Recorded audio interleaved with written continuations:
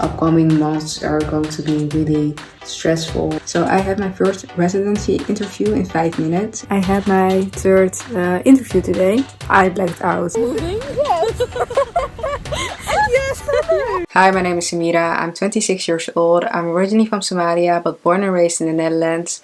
I'm currently working as an occupational doctor. I finished my medical school last year in Amsterdam, and I found out 2 months ago that I'm moving to the United States, to Washington DC, because I matched into an internal medicine residency there. I'm going to Washington! Oh my god! I'm not going to cry in camera. In this video I will share my residency match story, so enjoy! So first of all, let's go back to last year, March 5th, 2021. I'm a member of a Facebook group called USMLE Match Residency, and I wrote a message on March 5th of 2021. I wrote, "Hi, I want to apply for the next match season. However, I don't have US clinical experiences that are of recommendations yet. Currently studying for Step 1, exam in April, and I also have to do my Step 2 CK and OET. Would you advise me to apply this year and try to get US clinical experiences that are recommendations? Is that even doable before September? Or wait another year to have more US clinical experiences, better resume? The only thing that would be an advantage right now is my year of graduation, 2021. I also have a publication. Hopefully someone could give me some advice, because I don't know what would be the best thing to do right now." So that was the message that I wrote last year, because I was really confused about what to do. There was no one that I knew that was doing the residency process, or someone who matched into residency. Someone said you will not be done in time for the next match. Better to wait another year. Focus on finishing Step 1 and CK with great scores, rather than rushing for the match. Someone else said finish your Step 1 first. Then things will be more clear to decide. And I decided to listen to the last person and focus on my Step 1. I went to the library every single day. Morning, it is Monday and I'm walking towards the library. And I'm going to the library again. Even when my face got swollen. If you're wondering why my face is swollen on this side, it's because I had a dental procedure last week. I got a 205 on my first practice exam. And I knew that I had to keep trying. I knew that if I showed up every single day that I would be getting a better score. I didn't know what my score would be eventually, but I knew that it would be better than the 205, and eventually, luckily, I got a 250. So I think by far USMLE Step 1 was the hardest thing about this process. In May of 2021, I graduated after 6 years of medical school, 6 years of hard work, 6 years of stress. My last elective was actually acute internal medicine, so I was able to get a letter of recommendation from a Dutch professor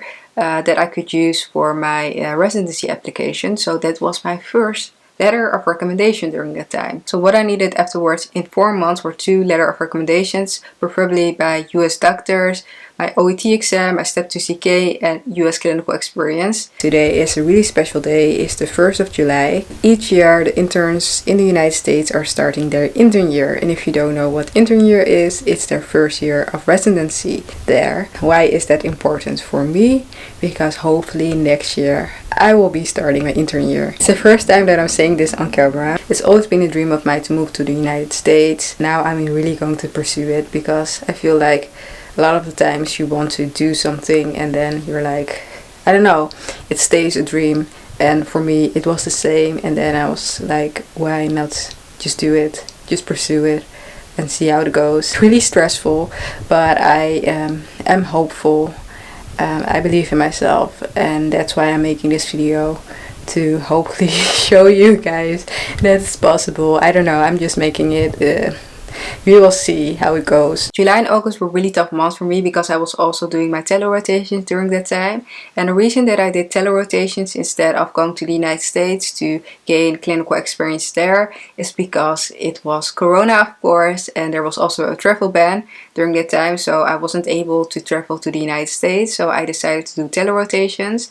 I did it through USMLE Step, which is a bit expensive, but during that time I actually didn't have a choice. So I did 2 telerotations. I did one in July and one in August. So the first telerotation was in July. It was through Zoom. It was sort of a classroom, which was fun. Unfortunately, this telerotation was from 2 a.m. till 5 a.m. my time because of the time difference. So that was really hard. And I was also studying for my OET exam. Today is the 7th of July 2021. I look a little bit tired. I'm sorry about that. It's because I barely sleep. Yesterday I had my first, well, basically today, because It was from 2 a.m. till 5 a.m. I had my first telerotation. I actually enjoyed it. And tonight I have the next one. So after I had my first telerotation, I slept at around 6 a.m.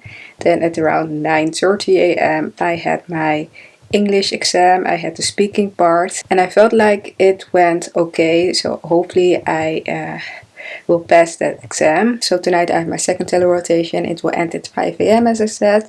Then afterwards I have to stay up because I'm going to Germany because I will have my other part of my English exam, and that will be speaking, writing and listening. So tomorrow I will be there, and then the next day on Friday I will have my exam. So yeah, I'm trying to stay positive. I know that everything will work out at the end. We discussed patient cases, discussed research papers, and also learned a new EMR system, eClinicalWorks. And we also did simulation training through Zoom, which was really interesting. It was really fun. I've learned a lot, and luckily at the end I got a letter of recommendation from the doctor because she had to be active and participate. I also got to know a lot of applicants from this experience. We have a WhatsApp group, and I still talk to some of those people till this day. So my second telerotation was in August. It was more clinical because we got to talk to patients on the phone, follow up patients at the clinic, and afterwards we presented the patient to the doctor, and then afterwards the doctor would call the patients again, of course. So I've learned a lot through this experience. I got a letter of recommendation from this doctor as well, which I was really happy about. So I did my step 2 CK at the end of August. I wasn't prepared at all. I think I did 80% of UWorld, or maybe 75%. I don't know. It was just a total mess.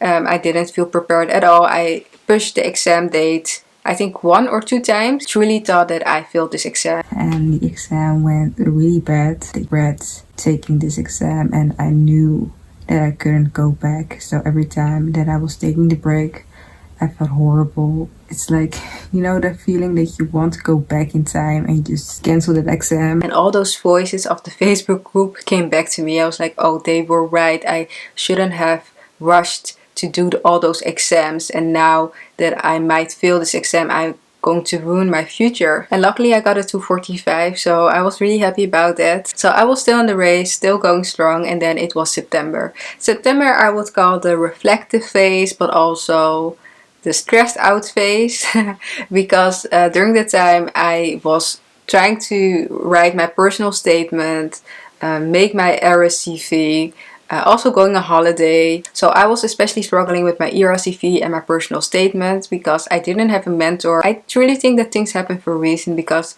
when I did my first telerotation, we created a WhatsApp group chat. So one of the applicants actually recommended a service called Prematch US. It is created by Dr. Agrawal. And he gives advice about your personal statement and your ERCV. This part of the video is not sponsored, by the way. I'm just recommending it because he felt like a mentor figure to me.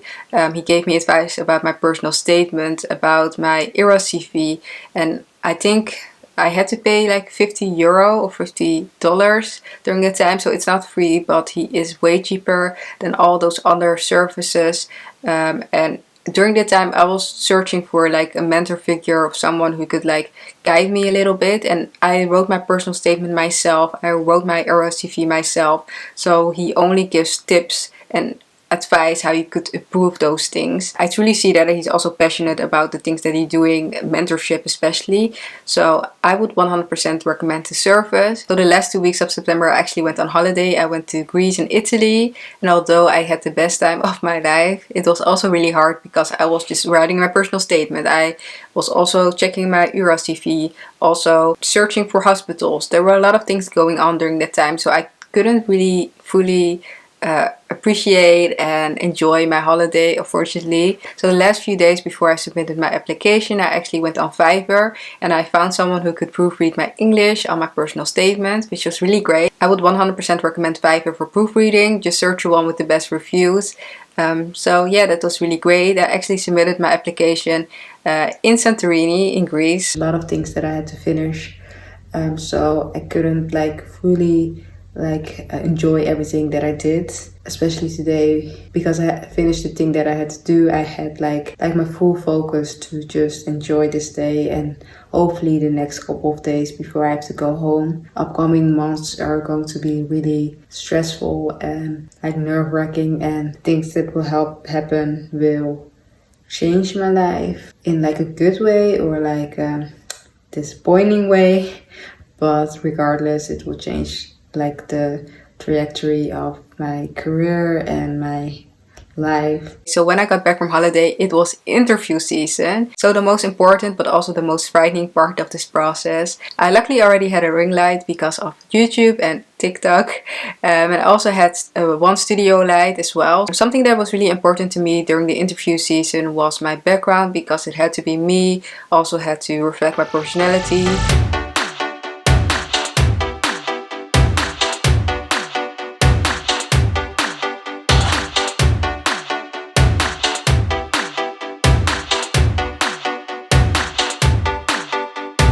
So I have my first residency interview in 5 minutes and I'm a little bit shaking, but I'm ready. So this is my setup, and wish me luck, and I will just talk to you guys when I'm done with this interview. Hello, I just finished my first residency interview. I'm so proud of myself for just doing this. It went pretty well. I had 2 people who were interviewing me. One was the chief resident and one was the program director. There are certain things that I still can improve when it comes to my interview skills, but I shouldn't be too harsh on myself. I mean, this was my first one and hopefully I will improve from here. And I changed because afterwards I had a meet and greet, and it was informal, so I thought I shouldn't wear a blazer but just a blouse, so I did. Hi guys, I have my second interview in 10 minutes. Wish me luck. This is my outfit of today. It's a little bit different, although the blazer is the same. But I'm excited. Hopefully it will go well. And I will talk to you guys when I'm done. It's a 5-hour interview. So I just finished my second interview. I don't know how I feel about it.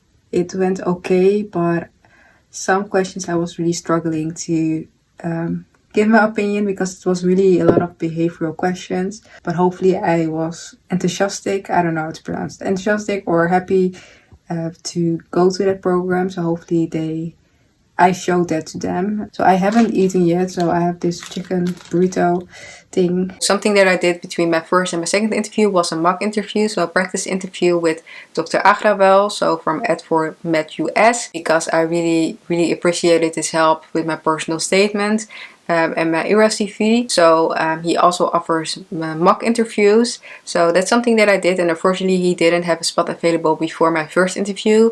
So I decided to schedule it between my first and my second interview. Hi guys, in 2 minutes I have a practice interview and I still feel really nervous about it somehow, because I just want to do my best. And as you can hear, my voice is really weird today, but I don't know, I'm really nervous somehow. It will start in 1 minute, so wish me luck, bye. So I did the practice interview. He gave me some really good feedback. And something that he recommends that I didn't listen to is that you need some time to really apply the things that you've learned from the practice interview. But I only had like 1 or 2 days left before my real interview. So during my real interview I actually got confused. I had my third interview today. I blacked out. I totally blacked out. He was like, tell me about yourself. And because I've changed the tell me about yourself part a lot of times, I forgot my script. That's why they say don't really prepare in detail about your interview. Because when you're forgetting your lines, you're like, oh shit. And an interview shouldn't be like an acting job or something. It's just, you have to talk. It's not like you present. Even with presenting, you don't really memorize your sentences, because otherwise you will freak out if you forget your sentences. So luckily there were 2 interviewers, so the first one didn't go well, but the second one went better. But it went better than the first one, and she said at the end that she felt like I was personable, so that was really great to hear. It wasn't my best interview. I think this might be my worst interview. Yes, it's definitely my worst interview. I would recommend, if you have a practice interview, have it like 1 week before your real interview, not 1 or 2 days before, because otherwise you will get confused. So in total I got 12 interviews and 1 pre-match interview. I actually got a pre-match offer 1 week after the interview, and I actually declined and I know that's a really big risk. I'm lucky that I'm in a privileged position and that I am a doctor in the Netherlands. So I knew that if I didn't match in the United States, that I wouldn't mind being a doctor in the Netherlands, of course. I really wanted to be in a residency program, which was, I don't know, a place that I would be happy in, a place that I knew that I could grow a lot. And of course, at the end of the day, it's still a big risk to not take it. But luckily, on the 14th of March, I heard that I matched, and also on the 18th of March, I heard that I matched into an internal medicine residency in Washington DC. So I'm really happy, everything worked out. And afterwards I celebrated with my family, and I also told some of my friends about it. So this is my friend Jessica, and I just want to tell her something. You know what it is? Hey, no. No, what do you think it is? You've been talking about like wanting to go to America.